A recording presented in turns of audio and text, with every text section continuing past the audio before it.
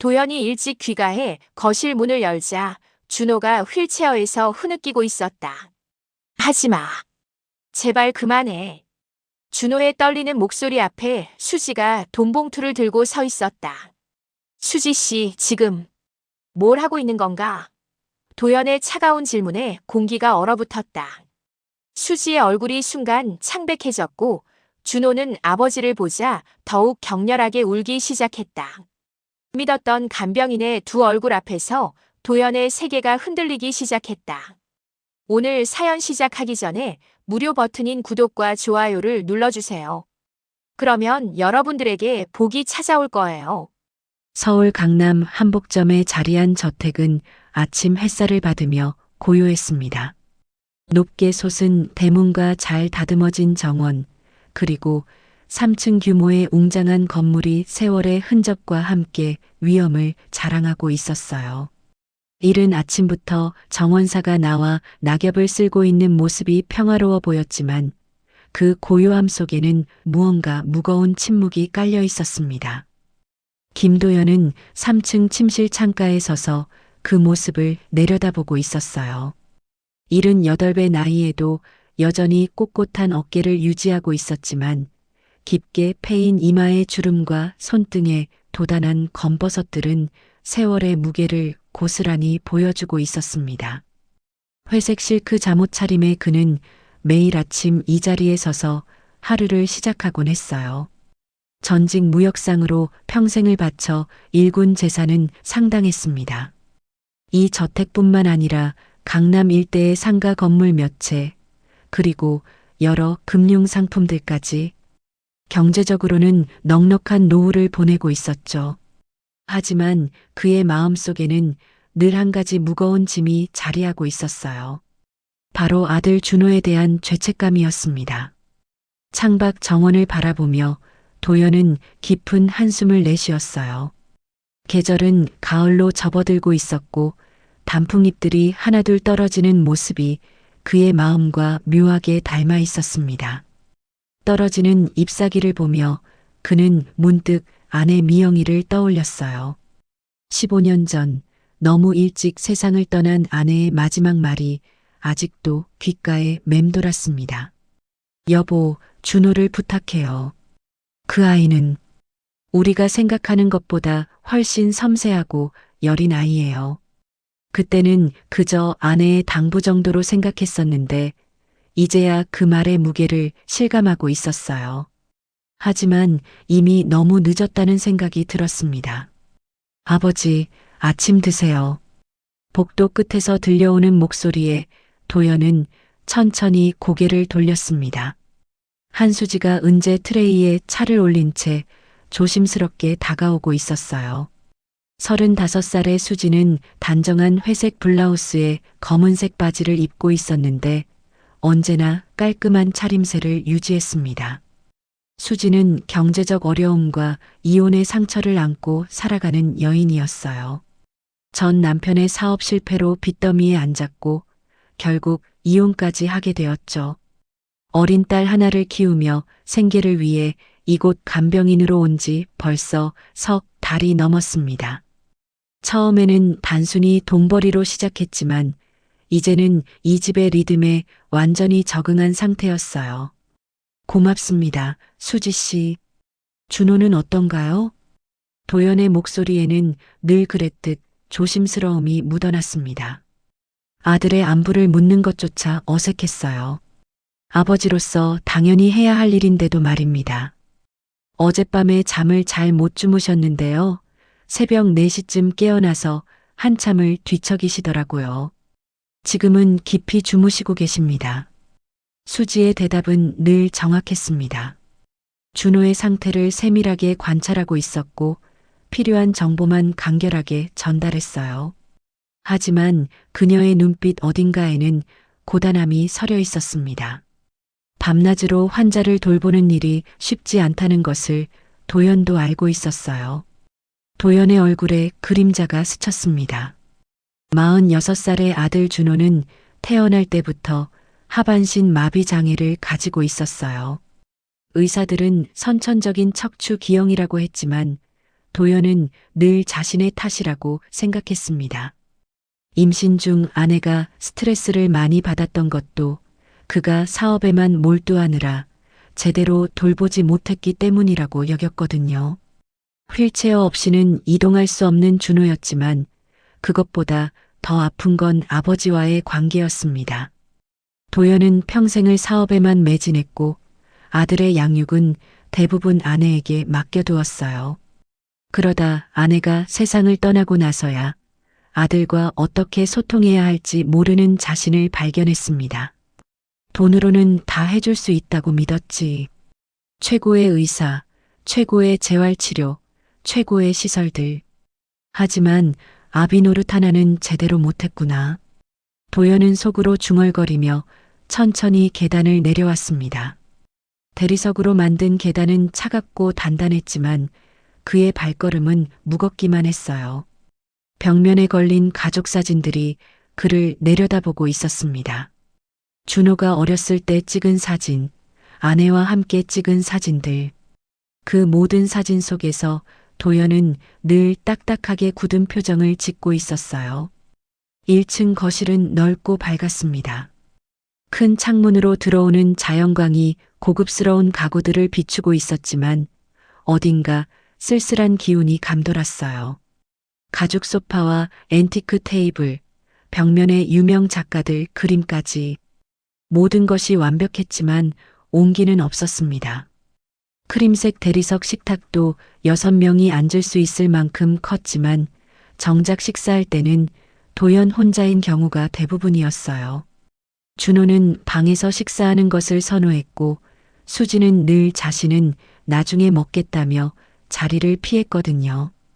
준호의 방문 앞에서 도연은 잠시 멈췄습니다. 두꺼운 원목 문틈으로 새어나오는 작은 코 고는 소리가 들렸어요. 평화로운 잠든 소리였습니다. 아들이 편히 잠들어 있다는 것만으로도 마음이 놓였지만 동시에 미안함이 밀려왔어요. 마지막으로 아들의 손을 잡아본 게 언제였는지, 진심 어린 대화를 나눈 게 언제였는지 기억나지 않았거든요. 문고리에 손을 올렸다가 다시 내렸습니다. 들어가서 무엇을 해야 할지 몰랐어요. 아들이 깨면 어떤 이야기를 나눠야 할지, 어떤 표정을 지어야 할지 감이 오지 않았습니다.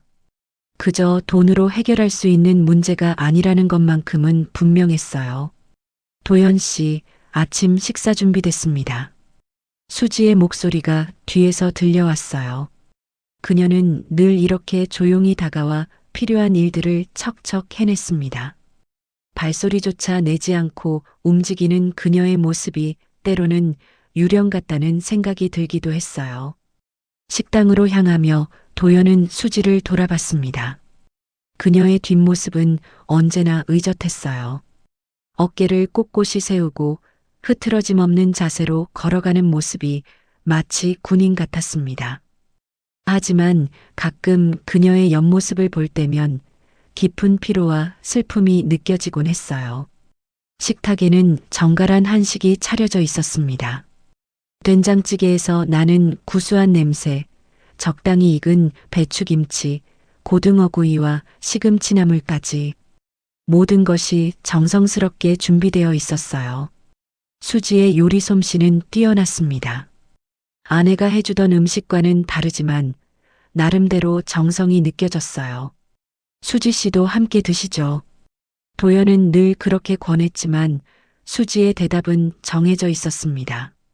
감사합니다만 준호 씨가 깨시면 식사를 도와드려야 해서요. 먼저 드세요. 정중한 거절이었어요. 수지는 언제나 선을 지켰고 자신의 역할과 위치를 정확히 알고 있었습니다. 하지만 때로는 그 완벽함이 오히려 벽처럼 느껴지기도 했어요. 혼자 앉은 식탁에서 도연은 천천히 식사를 했습니다. 창밖으로 보이는 정원의 모습이 평화로웠어요. 가을 햇살이 나뭇잎 사이로 스며들고 새들이 지저귀는 소리도 들렸습니다. 하지만 그 평화로움이 오히려 외로움을 더 깊게 만들었어요. 식사를 마치고 도연은 2층 서재로 향했습니다. 벽면을 가득 채운 책들과 오래된 사진들, 그리고 사업 관련 트로피들이 그를 맞았어요. 큰 책상 위에는 여전히 회사 관련 서류들이 놓여 있었지만 이제는 큰 의미가 없었습니다. 은퇴한 지 벌써 10년이 넘은 일이었거든요. 가죽 의자에 앉아 창밖을 바라보며 도연은 생각에 잠겼습니다. 이 집에는 모든 것이 있었어요. 돈도, 편안함도, 안전함도. 하지만 정작 가장 중요한 것은 부족했습니다. 바로 가족 간의 진정한 소통과 이해 말이에요. 책상 서랍을 열자 오래된 편지 한 통이 나왔습니다. 아내가 마지막으로 남긴 편지였어요. 이미 수없이 읽어본 내용이지만 오늘도 다시 펼쳐보았습니다. 여보, 준호는 여보가 생각하는 것보다 훨씬 더 예민하고 따뜻한 아이예요. 그 아이에게 필요한 건 돈이 아니라 사랑이에요. 부디 늦지 않게 그 아이의 마음을 알아주세요. 편지를 접으며 도연의 눈시울이 붉어졌습니다. 점심시간이 되자 아래층에서 소리가 들렸어요. 수지가 준호를 거실로 데려오는 소리였습니다.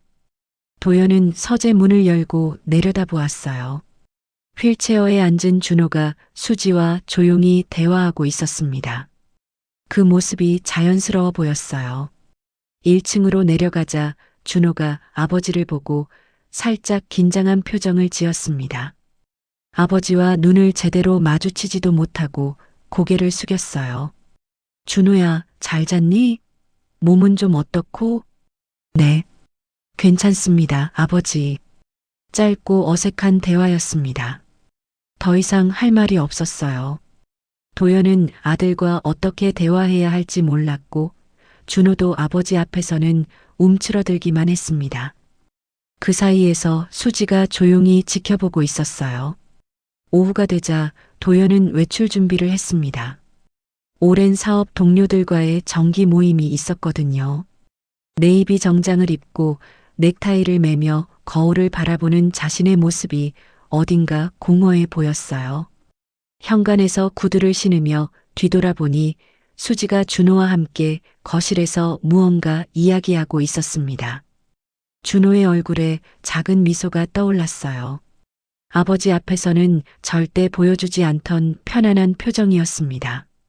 저렇게 편안하게 지낼 수 있는 건 나를 제외한 모든 사람이구나. 도연은 씁쓸한 마음으로 집을 나섰습니다. 검은색 세단이 그를 기다리고 있었고 운전기사가 정중히 인사했어요. 차창 너머로 바라본 저택은 다시 고요해 보였습니다. 저택은 다시 침묵에 잠겼고 남겨진 두 사람만의 시간이 시작됐어요. 겉보기에는 평화로운 일상이었지만 공기 중에는 무언가 미묘한 긴장감이 흐르고 있었습니다. 마치 태풍 전의 고요함 같은 느낌이었어요.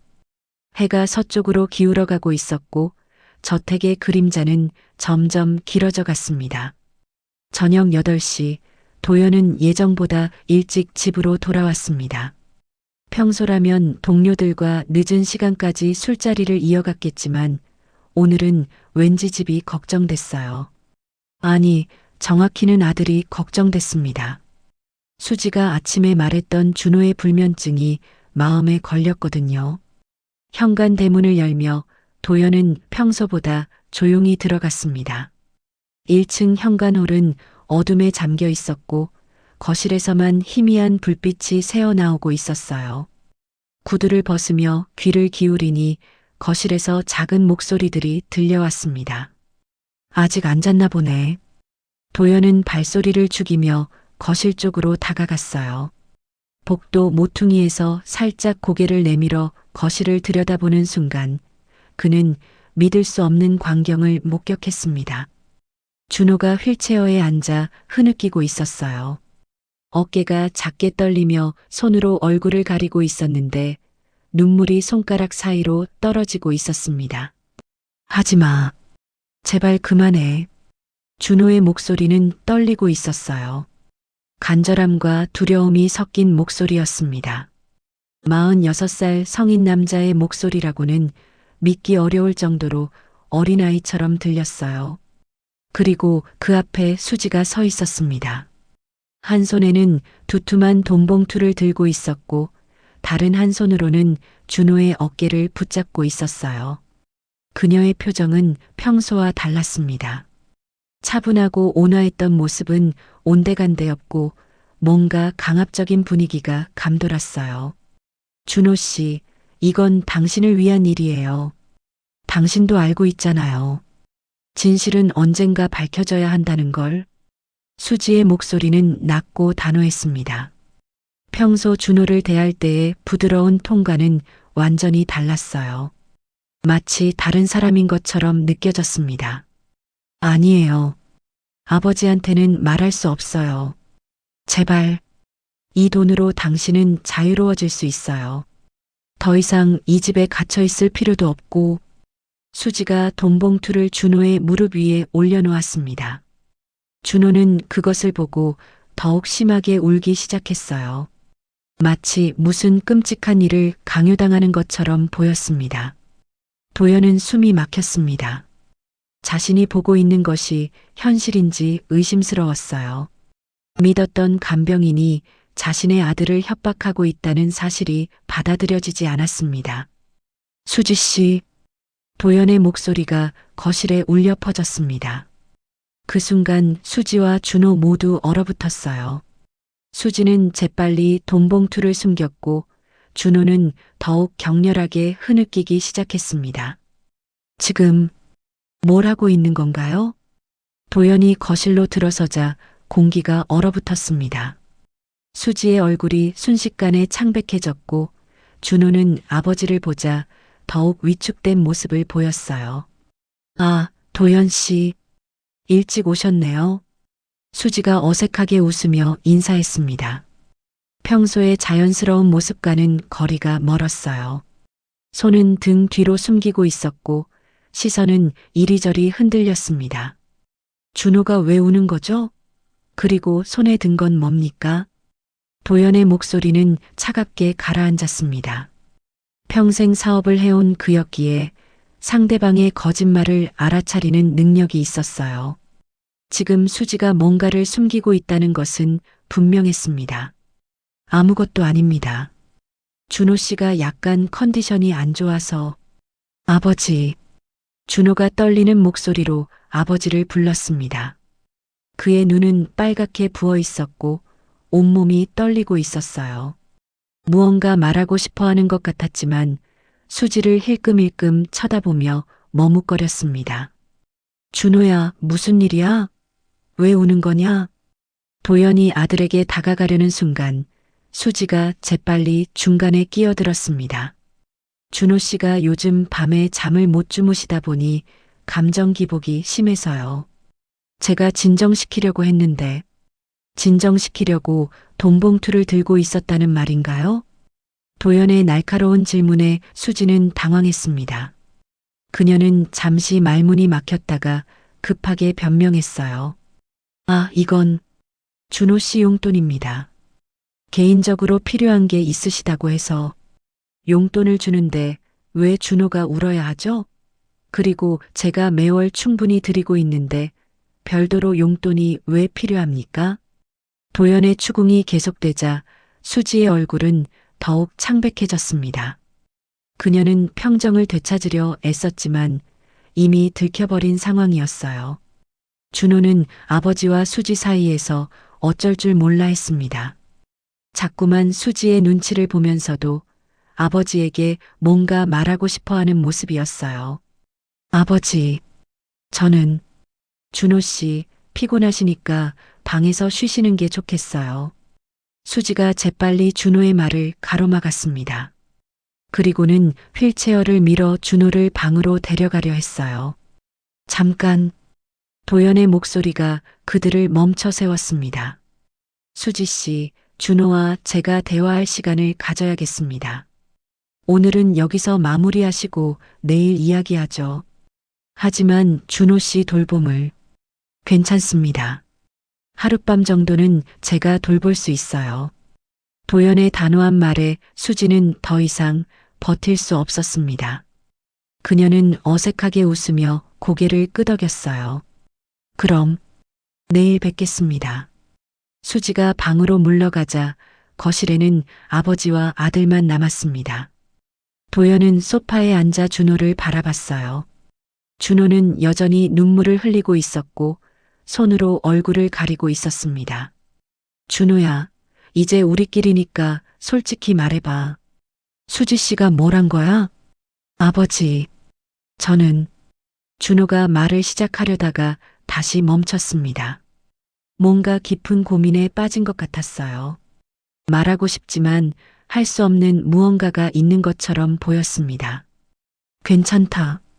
천천히 말해도 돼. 도연은 평생 아들에게 해본 적 없는 다정한 목소리로 말했습니다. 그 순간 준호가 고개를 들어 아버지를 바라봤어요. 그의 눈에는 두려움과 혼란이 가득했습니다. 아버지, 수지 누나는 저한테. 하지만 준호는 끝내 말을 잇지 못했습니다.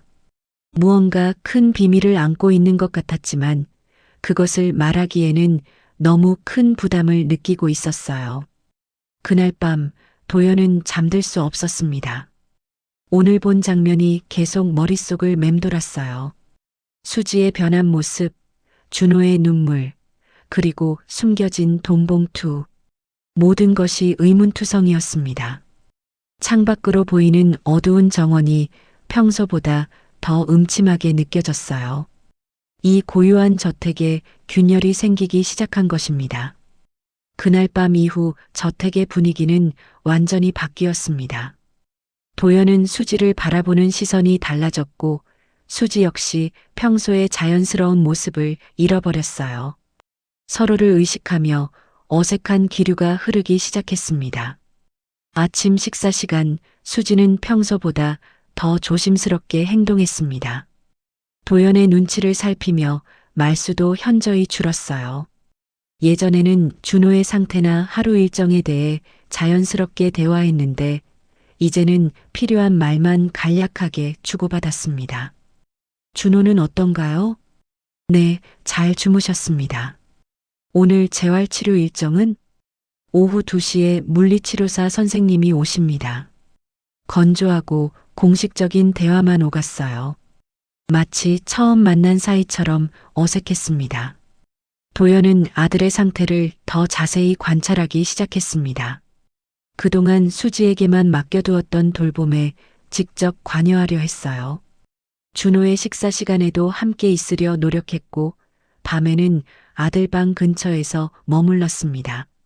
하지만 준호의 반응은 예상과 달랐어요. 아버지가 가까이 오면 오히려 더 위축되고 불안해했습니다. 특히 수지가 함께 있을 때는 더욱 심했어요. 준호야, 아버지랑 이야기 좀 하자. 아니에요. 괜찮아요. 준호는 고개를 저으며 아버지와의 대화를 피했습니다.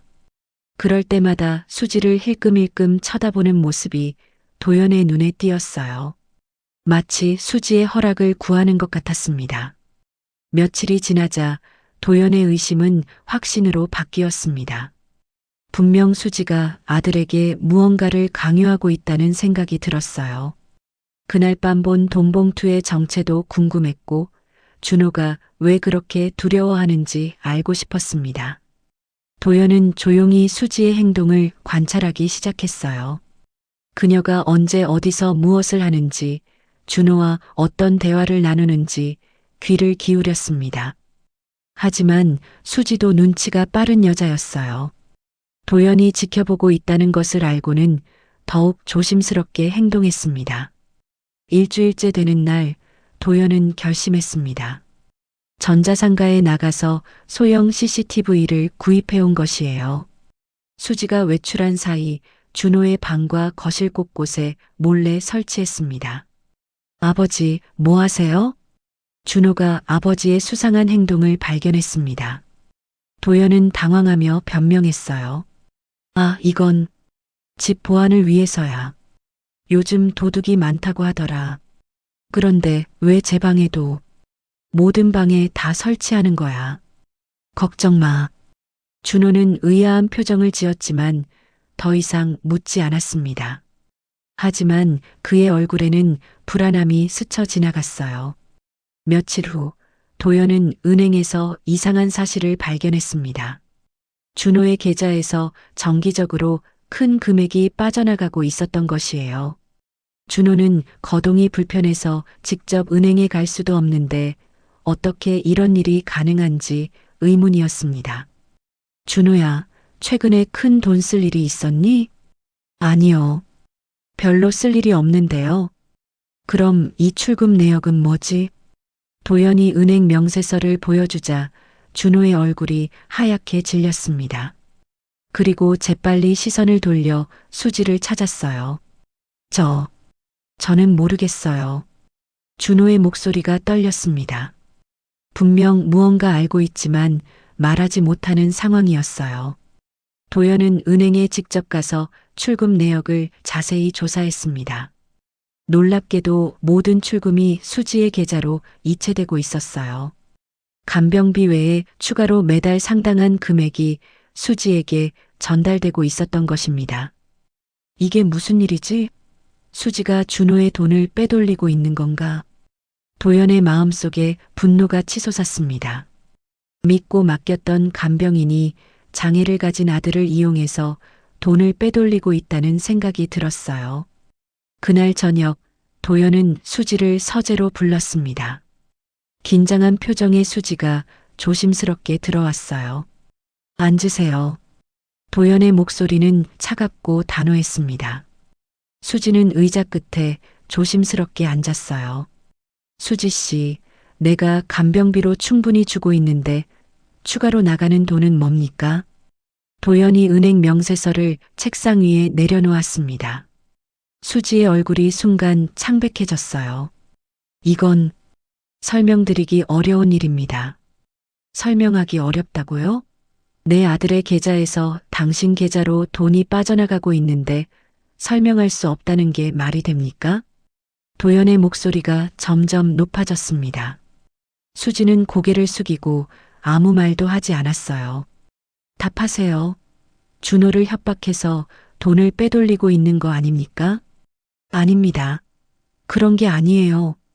수지가 급하게 부인했습니다. 하지만 그녀의 눈빛은 흔들리고 있었어요. 그럼 뭡니까?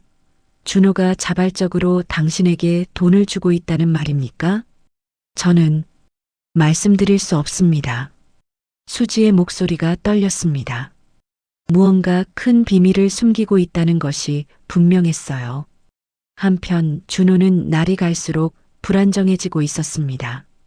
밤마다 악몽에 시달리며 잠에서 깨어나 울음을 터뜨렸어요. 엄마, 엄마. 준호가 잠꼬대로 세상을 떠난 어머니를 부르는 소리가 복도까지 들렸습니다. 도연은 그 소리를 들을 때마다 가슴이 아팠어요. 어느 날 밤 도연은 준호의 방에서 들려오는 소리에 잠에서 깼습니다. 문틈으로 살짝 들여다보니 준호가 침대에 앉아 흐느끼고 있었어요. 준호야, 무슨 일이니? 도연이 방에 들어가자 준호는 깜짝 놀라며 눈물을 닦았습니다. 아무것도 아니에요. 아들아, 아버지한테 말해봐. 수지 씨가 너한테 뭘 한 거야? 아버지, 저는 정말. 준호가 말을 시작하려다가 다시 멈췄습니다. 그리고 갑자기 격렬하게 고개를 저었어요. 말할 수 없어요. 절대 말할 수 없어요. 준호의 반응은 거의 공포에 가까웠습니다. 무언가 끔찍한 비밀을 숨기고 있는 것 같았어요. 도연은 문득 오래전 세상을 떠난 아내의 마지막 말을 떠올렸습니다. 준호는 우리가 생각하는 것보다 훨씬 섬세한 아이예요. 아내는 무엇을 알고 있었던 걸까요? 그 순간 도연의 마음속에 섬뜩한 생각이 스쳤습니다. 혹시 준호가 숨기고 있는 것이 수지와의 문제만이 아닐 수도 있다는 생각이었어요. 더 깊고 오래된 무언가일 수도 있다는 불안감이 엄습했습니다. 이제 도연은 확신했습니다. 반드시 진실을 밝혀내야 한다고. CCTV 영상을 확인해서 수지가 정확히 무엇을 하고 있는지 알아봐야겠다고 결심했어요. 고요했던 저택에 의심과 불신의 그림자가 짙게 드리워졌습니다. 그리고 이 모든 것의 중심에는 아직 밝혀지지 않은 거대한 비밀이 숨어 있었어요. CCTV를 설치한 지 사흘째, 도연은 마침내 결정적인 순간을 포착했습니다. 수지가 외출했다고 생각했던 오후, 그녀는 뒷문으로 몰래 들어와 준호와 은밀한 대화를 나누고 있었어요. 서재에서 실시간 영상을 지켜보던 도연의 표정이 굳어졌습니다. 화면 속 수지는 평소의 온화한 모습과는 완전히 달랐어요. 준호 앞에 서서 무언가를 강요하는 듯한 자세를 취하고 있었습니다. 이번이 마지막이에요. 더 이상 미룰 수 없어요. 수지의 목소리가 마이크를 통해 선명하게 들렸습니다. 차갑고 단호한 톤이었어요. 준호는 휠체어에서 몸을 움츠리며 고개를 저었습니다. 안 돼요. 아직 준비가 안 됐어요. 준비가 언제까지 안 된다는 거예요? 벌써 몇 달째잖아요. 도연은 화면을 더 자세히 들여다봤습니다. 수지의 손에는 또다시 두툼한 봉투가 들려 있었어요. 하지만 이번에는 돈 봉투가 아닌 것 같았습니다. 서류 같은 것들이 보였거든요. 이 서류들만 서명하면 모든 게 끝나요. 그럼 당신도 저도 자유로워져요. 자유라니. 저는 자유롭고 싶지 않아요. 준호의 목소리에는 절망감이 묻어 있었습니다. 마치 세상 끝에 서 있는 사람처럼 들렸어요. 도연은 주먹을 꽉 쥐었습니다. 수지가 준호에게 무슨 서류에 서명하라고 강요하고 있다는 것이 분명했어요. 혹시 재산 관련 서류는 아닐까 하는 불안감이 엄습했습니다. 그때 수지가 갑자기 준호의 휠체어 팔걸이에 손을 올렸어요. 그리고 낮은 목소리로 속삭였습니다. 준호 씨, 당신 어머니가 왜 그렇게 빨리 돌아가셨는지 정말 모르세요? 그 말에 준호의 몸이 크게 떨렸습니다. 왜 엄마 이야기를, 진실을 알 권리가 있지 않을까요? 당신 아버지가 숨기고 있는 것들 말이에요. 도연은 화면을 보며 숨이 막혔습니다. 수지가 아내의 죽음에 대해 뭔가 알고 있다는 듯이 말하고 있었거든요. 그리고 자신이 무언가를 숨기고 있다고 암시하고 있었어요. 엄마는 병으로 돌아가신 거예요. 정말 그럴까요? 아무 의심 없이? 수지의 질문에 준호는 대답하지 못했습니다. 오히려 더욱 혼란스러워하는 모습이었어요. 도연은 더 이상 참을 수 없었습니다. 서재에서 뛰쳐나와 거실로 향했어요. 하지만 거실에 도착했을 때는 이미 수지의 모습이 없었고 준호만 혼자 있었습니다. 준호야. 도연의 부름에 준호는 깜짝 놀라며 고개를 돌렸어요. 그의 얼굴은 눈물로 젖어 있었고 손에는 몇 장의 서류를 쥐고 있었습니다. 그 서류는 뭐냐? 도연이 다가가자 준호는 서류를 가슴에 꽉 안았습니다. 아무것도 아니에요. 아무것도 아닐 리 없다. 수지가 너한테 뭘 하고 있는 거야? 아버지, 제발 물어보지 마세요. 준호의 간절한 부탁이었지만 도연은 물러설 수 없었습니다. 아들이 뭔가 큰 고통을 받고 있다는 것이 분명했거든요. 준호야, 아버지는 내 편이야. 무슨 일이든 함께 해결할 수 있어. 하지만 준호는 고개를 저었습니다. 아버지는 모르는 게 나아요.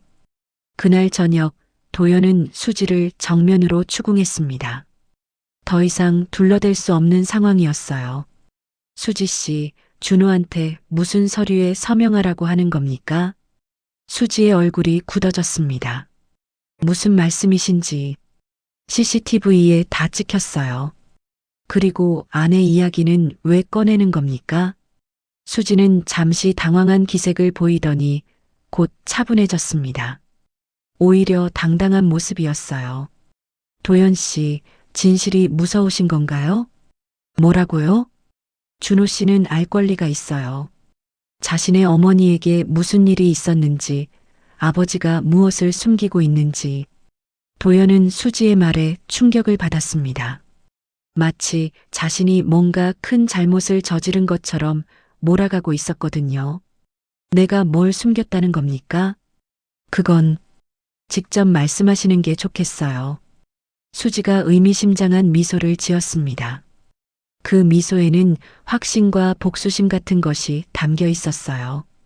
그날 밤 준호는 더욱 심하게 악몽에 시달렸습니다. 엄마 미안해요. 저 때문에 하며 계속 울부짖었어요. 도연은 아들의 방 앞에서 서성였습니다. 들어가서 위로해주고 싶었지만 어떤 말을 해야 할지 몰랐어요. 그리고 수지의 말이 계속 머릿속을 맴돌았습니다. 진실이 무섭다고? 내가 뭘 숨겼다는 거지? 도연은 아내 미영이 세상을 떠날 때를 떠올렸습니다. 갑작스러운 병이었어요. 췌장암이라고 했는데 발견했을 때는 이미 손 쓸 수 없는 상태였습니다. 단 석 달 만에 세상을 떠났어요. 그때 준호는 28살이었습니다. 어머니의 죽음을 받아들이지 못해 몇 달 동안 아무와도 대화하지 않았어요. 그리고 그 이후로 아버지와도 점점 멀어졌습니다. 혹시 준호가 어머니의 죽음을 내 탓이라고 생각하는 건 아닐까? 도연의 마음이 무거워졌습니다. 아내가 마지막에 한 말들이 하나씩 떠올랐어요. 준호를 잘 부탁해요. 그 아이는 모든 걸 다 알고 있어요. 그때는 그저 죽어가는 사람의 헛소리라고 생각했는데 이제 와서 보니 다른 의미일 수도 있겠다는 생각이 들었습니다. 새벽이 되어서야 저택에 정적이 찾아왔습니다. 하지만 그 정적은 평화로운 것이 아니었어요. 폭풍 전의 고요함 같았습니다. 도연은 창밖을 바라보며 생각했습니다. 수지의 정체가 무엇인지, 그녀가 정말로 원하는 것이 무엇인지 반드시 알아내야겠다고, 그리고 아들이 숨기고 있는 비밀도 밝혀내야겠다고 결심했어요. 하지만 아직 그는 몰랐습니다. 진실은 그가 상상했던 것보다 훨씬 더 복잡하고 아픈 것이라는 사실을 말이에요. 다음 날 아침 도연은 결심했습니다. 더 이상 미룰 수 없었어요. CCTV에 녹화된 모든 영상을 꼼꼼히 검토해서 수지의 정체와 목적을 밝혀내기로 한 것입니다. 수지가 장보러 외출한 사이 도연은 서재에서 지난 일주일간의 영상을 차례대로 재생했습니다. 처음에는 별다른 이상이 없어 보였어요. 수지가 성실하게 준호를 돌보는 모습들이 대부분이었죠. 하지만 시간이 지날수록 이상한 장면들이 포착되기 시작했습니다. 수지가 준호와 단둘이 있을 때의 모습은 도연이 있을 때와 완전히 달랐어요. 더 진지하고 때로는 강압적인 분위기였습니다. 이 영상은 뭐지? 도연이 멈춰선 영상은 사흘 전 밤 11시경의 것이었습니다. 준호가 잠들었다고 생각했던 시간인데 실제로는 수지와 조용한 대화를 나누고 있었어요. 화면을 확대해서 보니 수지가 준호에게 오래된 사진들을 보여주고 있었습니다. 흑백 사진들이었는데 무엇인지 정확히 알아볼 수는 없었어요. 이 사진들을 보세요. 당신 어머니가 마지막에 남긴 증거들이에요. 수지의 목소리가 스피커를 통해 들렸습니다. 도연은 숨을 멈추고 귀를 기울였어요. 저는 그때 너무 어렸어요. 기억이 잘 안 나요. 준호의 목소리는 떨리고 있었습니다. 기억하려고 노력해봐요. 당신 어머니가 왜 그렇게 괴로워했는지, 왜 아버지에게 실망했는지. 도연의 가슴이 철렁 내려앉았습니다. 수지가 아내의 과거에 대해 뭔가 알고 있다는 것이 분명했어요. 영상은 계속 이어졌습니다. 수지가 준호에게 더 많은 사진들을 보여주고 있었어요. 그리고 무언가를 설명하고 있었지만 목소리가 너무 작아서 정확히 들리지 않았습니다. 도연은 볼륨을 최대로 올렸습니다. 그제야 수지의 말이 들렸어요. 당신 아버지의 회사에서 일어났던 일들을 기억해봐요. 그때 억울하게 해고당한 사람들, 그리고 그 가족들이 어떻게 됐는지. 제가 뭘 할 수 있어요? 저는 그냥, 당신은 증인이에요. 유일한 증인이라고요. 수지의 말에 도연은 충격을 받았습니다. 회사에서 일어났던 일, 억울하게 해고당한 사람들, 도연은 기억을 되짚어봤지만 명확하게 떠오르는 게 없었어요. 그때 화면 속 준호가 갑자기 울음을 터뜨렸습니다. 저는 아무것도 모르겠어요. 엄마도 아버지도 저한테는 아무 말 안 했어요. 하지만 당신은 그날 밤 보셨잖아요. 당신 어머니가 서류를 태우는 걸. 수지의 말에 도연은 자리에서 벌떡 일어났습니다. 아내가 서류를 태웠다고? 그런 일이 있었다는 것을 전혀 몰랐어요. 영상 속 준호는 더욱 격렬하게 흐느끼고 있었습니다. 그날 이후로 엄마가 아프기 시작했어요. 맞아요. 그 스트레스 때문이었어요. 당신 아버지가 한 일들을 덮으려고 애쓰다가 도연은 더 이상 견딜 수 없었습니다. 영상을 멈추고 의자에 주저앉았어요. 머릿속이 복잡했습니다. 수지의 말이 사실이라면 자신이 모르는 과거의 일들이 있다는 뜻이었어요. 아내가 서류를 태웠다고? 내가 뭘 했다는 거지? 도연은 기억을 되살려보려 애썼습니다. 아내가 세상을 떠나기 전 몇 년간 확실히 뭔가 이상했어요. 평소보다 조용했고 종종 멍하니 있을 때가 많았습니다. 그리고 가끔 도연을 바라보는 눈빛이 실망스러워 보였던 것도 사실이었어요. 하지만 그때는 단순히 중년의 권태나 건강 문제라고 생각했습니다. 설마 자신과 관련된 뭔가 때문이었다는 생각은 해본 적이 없었어요. 다시 영상을 재생했습니다. 이번에는 더 충격적인 내용이 나왔어요. 수지 누나는 왜 이 일에 관심이 있는 거예요? 준호의 질문에 수지가 잠시 망설였습니다. 그리고 천천히 입을 열었어요. 제 아버지도 당신 아버지 회사에서 일했거든요. 도연의 눈이 커졌습니다. 그리고 억울하게 해고당했어요. 그 이후로 우리 가족은 몰락했고 저는 어린 나이에 고아원에 보내졌어요. 고아원이요? 네, 거기서 당신과 잠깐 만났었죠. 기억 안 나세요? 저는 한수지라고. 준호의 얼굴이 창백해졌습니다. 설마, 그때 그 수지가. 맞아요. 그때 그 수지예요. 도연은 충격에 휩싸였습니다. 수지가 예전에 자신의 회사에서 일했던 직원의 딸이라니. 그리고 준호와 고아원에서 함께 지냈다는 것까지. 잠깐, 준호가 고아원에? 그게 무슨 소리지? 도연은 혼란스러웠습니다. 준호는 자신의 아들인데 언제 고아원에 있었다는 걸까요? 영상은 더욱 충격적인 방향으로 흘러갔습니다. 준호, 당신도 기억하죠? 어머니가 당신을 고아원에 맡겼던 그 시절을. 그건 아버지가 모르는 일이에요. 왜 모르게 해야 했을까요? 왜 어머니는 당신을 숨겨야 했을까요? 수지의 질문에 준호는 대답하지 못했습니다. 그저 고개를 떨구고 있을 뿐이었어요. 도연은 무너져 내리는 기분이었습니다. 아내가 준호를 고아원에 보냈다고? 그리고 그 사실을 자신에게 숨겼다고? 도대체 왜 그런 일이 있었던 걸까요? 영상의 마지막 부분에서 수지가 결정적인 말을 했습니다. 준호, 진실을 밝힐 때가 왔어요.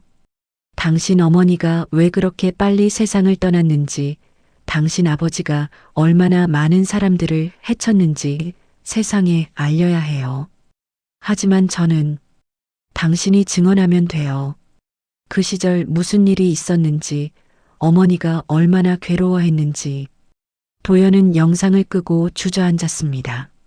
머릿속이 완전히 하얗게 변했어요. 간병인이 아들을 이용해서 돈을 빼내는 줄 알았던 그는 오히려 자신이 숨겨온 과거의 그림자와 마주하게 된 것이었습니다. 수지는 복수를 위해 온 것이었어요. 그리고 준호는 그 모든 진실을 알고 있었던 것입니다. 도연은 떨리는 손으로 휴대폰을 집어들었습니다. 이제 준호와 제대로 된 대화를 나눠야 할 때였어요. 더 이상 피할 수 없었습니다. 도연은 준호의 방문 앞에서 한참을 서성였습니다. 손에는 CCTV에서 캡처한 사진들이 들려 있었어요. 수지가 준호에게 보여준 그 오래된 흑백 사진들을 확대해서 출력한 것이었습니다. 사진 속에는 자신도 기억나지 않는 얼굴들이 있었어요. 문을 두드리자 안에서 작은 목소리가 들렸습니다. 들어오세요. 준호는 침대에 기대어 앉아 창밖을 바라보고 있었어요. 도연이 들어오는 것을 보고도 고개를 돌리지 않았습니다. 준호야, 우리 이야기해보자. 도연은 의자를 끌어와 아들 옆에 앉았습니다. 이렇게 가까이 앉아본 것이 언제였는지 기억나지 않았어요. 아버지, 저는 정말 아무것도 모르겠어요. 준호의 목소리에는 깊은 피로감이 묻어 있었습니다. 마치 오랫동안 무거운 짐을 지고 있었던 사람 같았어요. 수지가 누구인지 알겠다. 그리고 너와 고아원에서 만났다는 것도.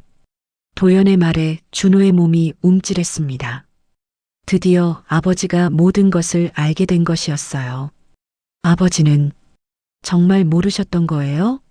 뭘 몰랐다는 거냐? 엄마가 저를 고아원에 보냈던 것도요? 도연은 충격을 받았습니다. 정말로 그런 일이 있었다는 것이 확인된 순간이었어요. 언제? 왜?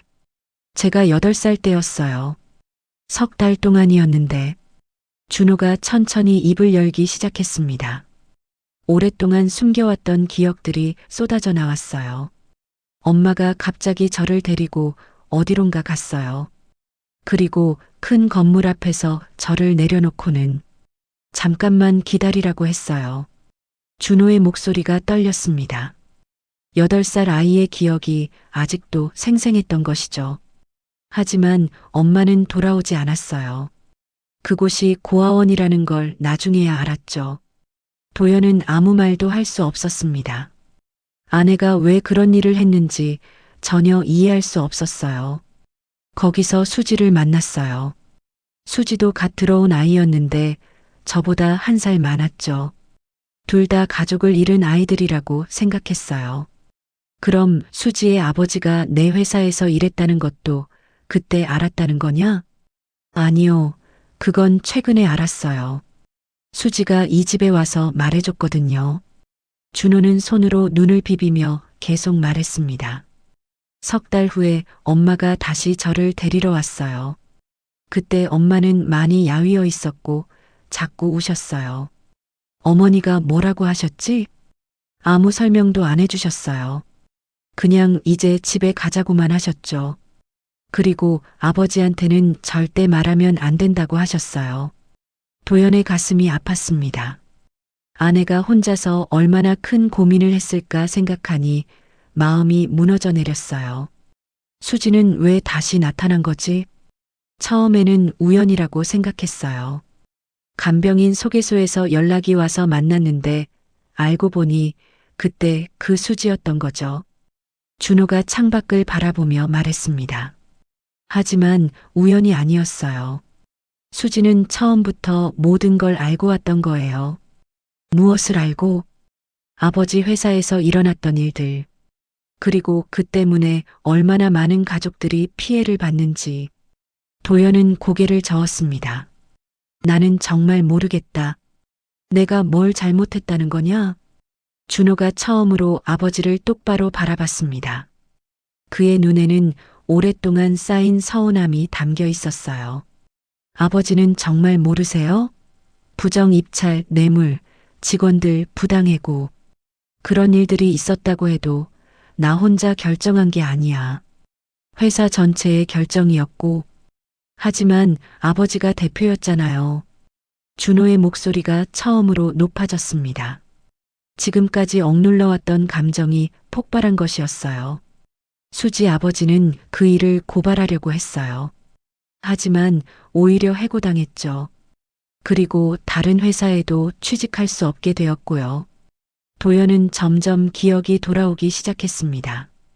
그때 확실히 몇몇 직원들을 해고한 일이 있었어요. 회사 기밀을 누설하려 한다는 이유였습니다. 그래서 수지 가족은 몰락했고 수지는 고아원에 보내진 거예요. 저처럼 너는 왜 고아원에 보내진 거냐? 그것만은 정말 모르겠다. 준호는 한참을 망설이다가 입을 열었습니다. 엄마가 그러셨어요. 아버지가 하는 일이 너무 부끄럽다고. 저까지 그 더러운 돈으로 키울 수는 없다고. 도연은 충격에 빠졌습니다. 아내가 그런 생각을 하고 있었다는 것을 전혀 몰랐어요. 하지만 석 달 후에 다시 데려갔잖아. 엄마가 말씀하시길 아버지가 달라질 거라고 믿고 싶다고 하셨어요. 그리고 저를 포기할 수는 없다고. 준호의 눈에서 눈물이 흘러내렸습니다. 하지만 아버지는 변하지 않으셨죠. 여전히 일만 하셨고 가족에게는 관심이 없으셨어요. 그래서 어머니가 네, 그 스트레스로 병이 생긴 거예요. 엄마는 항상 죄책감에 시달리셨어요. 아버지 때문에 피해받은 사람들 생각에 도연은 모든 퍼즐이 맞춰지는 것을 느꼈습니다. 아내의 마지막 말들, 준호에 대한 당부, 그리고 갑작스러운 병까지. 수지는 복수하려는 거구나. 처음에는 그런 것 같았어요. 하지만 지금은 준호가 말을 멈췄습니다. 지금은 뭐냐? 지금은 저를 도우려는 것 같아요. 진실을 밝혀서 아버지도 저도 자유로워지게 하려는 것 같고요. 자유라니? 아버지, 저희는 정말 행복했나요? 이 커다란 집에서 이 많은 돈으로?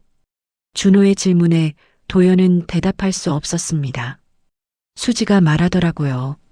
진실을 인정하고 사과하면 모든 게 달라질 수 있다고. 그때 문 밖에서 소리가 들렸습니다. 수지가 돌아온 것 같았어요. 아버지, 이제 수지와 함께 이야기해봐요. 더 이상 숨길 것도 없잖아요. 준호의 말에 도연은 고개를 끄덕였습니다. 이제 정말로 모든 것을 마주할 때가 온 것 같았어요. 문 밖에서 수지의 발소리가 점점 가까워지고 있었습니다. 수지가 방문을 조심스럽게 두드렸습니다. 안에서는 아버지와 아들이 오랜 침묵 속에 앉아 있었어요. 도연은 깊은 한숨을 내쉬며 문을 열어주었습니다. 들어오세요, 수지 씨. 도연의 목소리에는 더 이상 경계심이 없었습니다. 오히려 체념과 같은 무언가가 묻어 있었어요. 수지는 방 안으로 들어와 준호 옆에 서 있는 의자에 앉았습니다. 세 사람이 한자리에 모인 것은 이번이 처음이었어요. 그것도 이렇게 진실을 마주하기 위해서는 말입니다.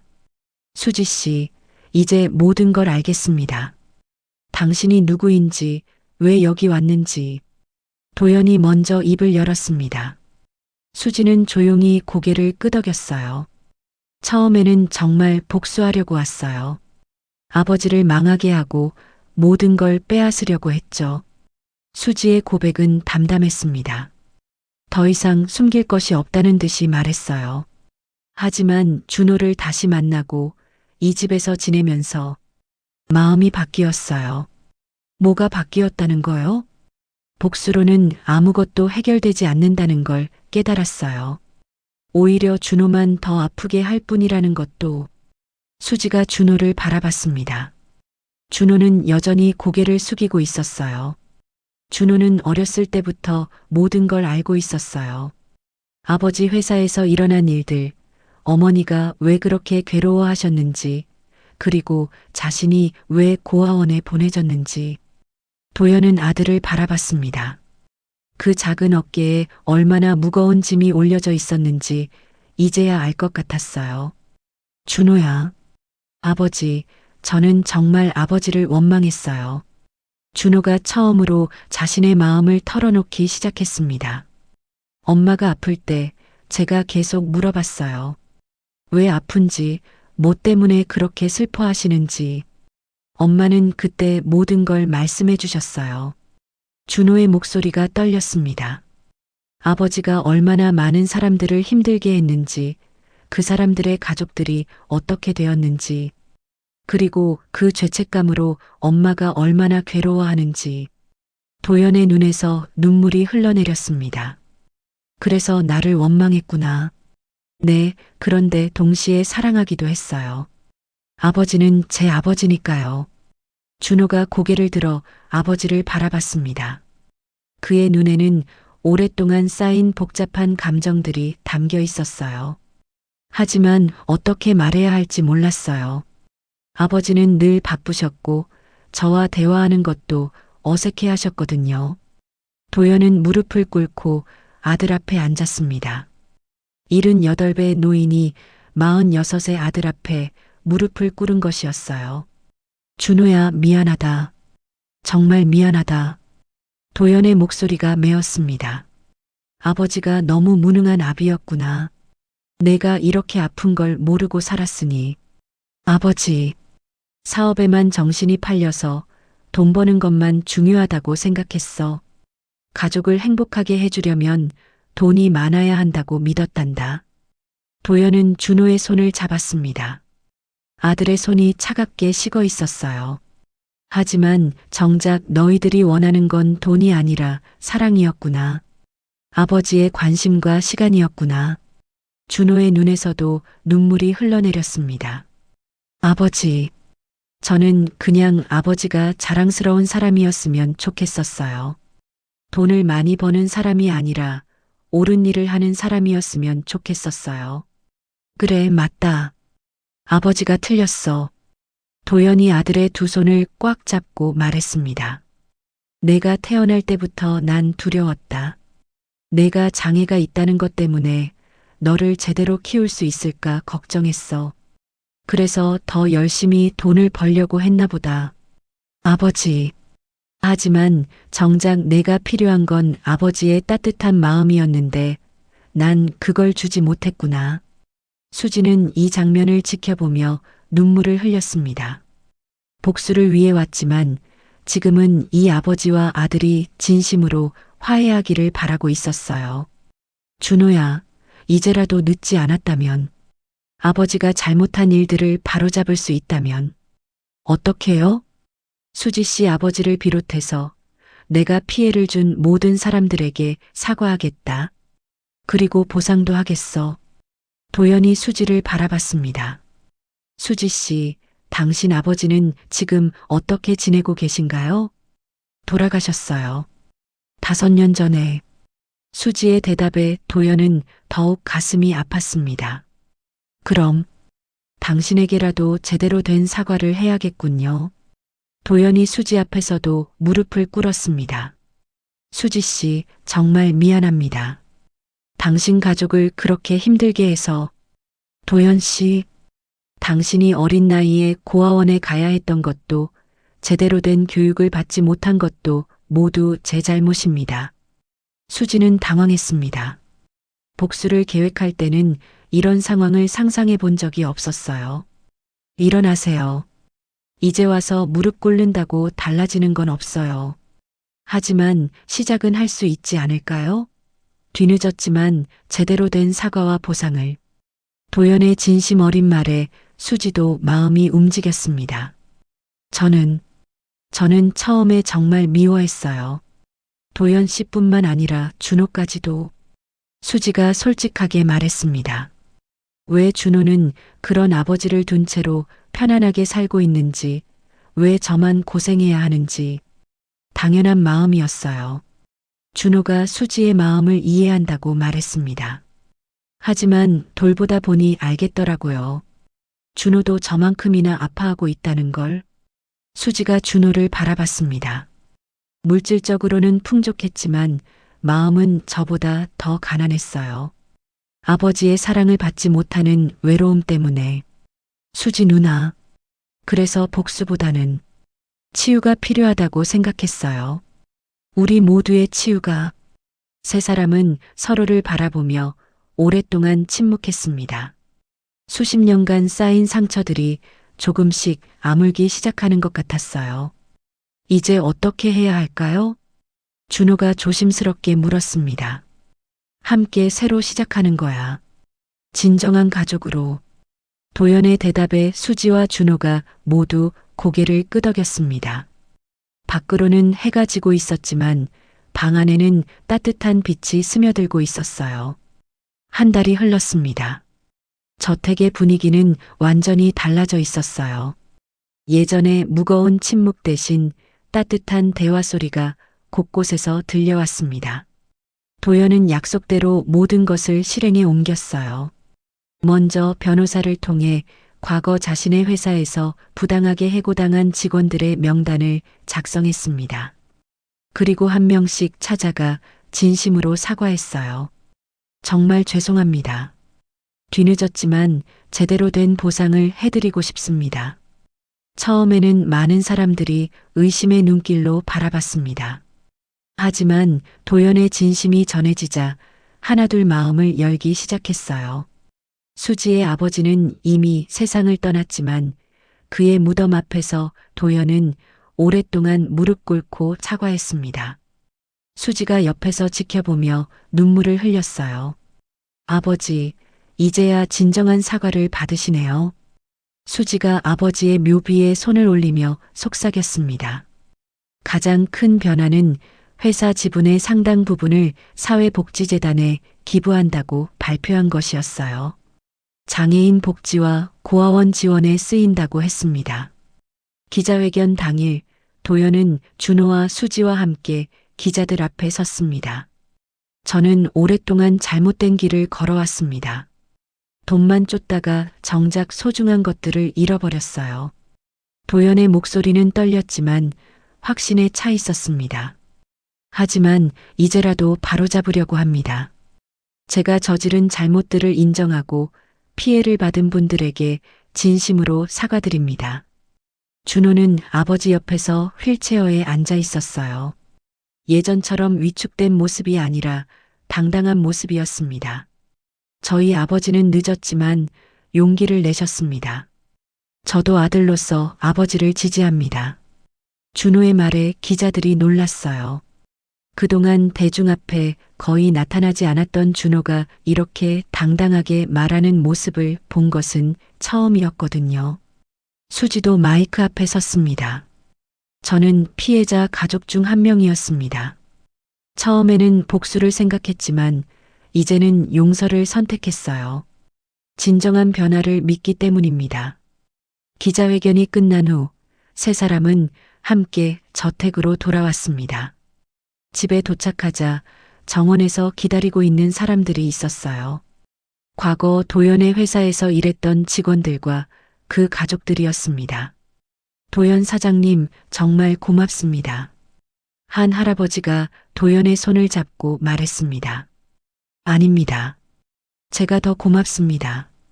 용서해 주셔서. 도연은 한 명 한 명과 악수하며 다시 한번 사과했어요. 그들은 도연의 진심을 느끼고 모두 화해의 손을 내밀었습니다. 저녁 식사 시간, 처음으로 세 사람이 함께 식탁에 앉았어요. 예전에는 너무 컸던 식탁이 이제는 따뜻하게 느껴졌습니다. 수지 씨, 이제 정식으로 우리 가족이 되어주실 수 있나요? 도연의 제안에 수지는 깜짝 놀랐습니다. 무슨 말씀이세요? 간병인이 아니라 진짜 가족으로 말입니다. 준호에게는 누나가, 저에게는 딸이 되어주세요. 수지의 눈에서 눈물이 흘러내렸습니다. 어린 시절 잃어버린 가족의 따뜻함을 다시 느낄 수 있다는 것이 믿기지 않았어요. 저도 정말 그러고 싶어요. 준호가 휠체어에서 손을 뻗어 수지의 손을 잡았습니다. 수지 누나, 정말 고마워요. 누나 덕분에 아버지와 화해할 수 있었어요. 저도 고마워요, 준호. 당신 덕분에 복수보다 소중한 것을 배웠어요. 도연은 이 모습을 보며 마음속으로 중얼거렸습니다. 돈으로는 막을 수 없는 게 있지. 하지만 사랑으로 다시 시작할 순 있다. 며칠 후 저택에는 새로운 변화가 있었어요. 1층에 작은 도서관이 만들어졌습니다. 준호가 책을 좋아한다는 것을 알고 도연이 직접 설계한 것이었어요. 아버지, 정말 고마워요. 준호가 새 책들을 만지며 행복해했습니다. 앞으로 매일 여기서 함께 책을 읽자. 도연의 제안에 준호가 환하게 웃었어요. 아버지와 아들이 함께 웃는 모습을 본 것은 정말 오랜만이었습니다. 수지는 이제 단순한 간병인이 아니라 이 집의 든든한 기둥이 되었어요. 준호를 돌보는 것은 물론이고 도연의 사회복지 활동도 함께 도왔습니다. 오늘 고아원에서 연락이 왔어요. 도연 아버지께서 기부해 주신 덕분에 새 건물을 짓게 됐다고 해요. 수지의 보고에 도연은 뿌듯해했습니다. 그래, 이제야 제대로 된 일을 하는 것 같구나. 어느 따뜻한 오후 세 사람은 정원에 나가 앉았습니다. 가을 햇살이 온화하게 내리쬐고 있었어요. 예전에는 외롭게만 느껴졌던 이 정원이 이제는 평화롭게 느껴졌습니다. 아버지, 행복하세요? 준호의 질문에 도연은 미소 지으며 대답했습니다. 그래, 정말 행복하다. 너희들이 있어서. 수지도 웃으며 말했습니다. 저도 행복해요. 진짜 가족을 찾은 것 같아서 바람에 흔들리는 나뭇잎들이 속삭이는 것 같았어요. 용서와 화해, 그리고 새로운 시작에 대한 이야기를. 해가 서쪽으로 기울어가고 있었지만 세 사람의 마음에는 따뜻한 빛이 가득했습니다. 이제 이 저택은 더 이상 고요하지 않았어요. 사랑과 웃음으로 가득한 진정한 집이 되었습니다. 저택 위로 떠오르는 달빛이 새로운 시작을 축복하는 것 같았어요. 과거의 상처를 딛고 일어선 세 사람의 앞날을 비춰주며. 오늘 사연 재미있으셨어요? 여러분의 구독과 좋아요는 영상을 만드는데 저에게 큰 힘이 됩니다. 댓글로도 응원해주세요. 시청해주셔서 감사합니다.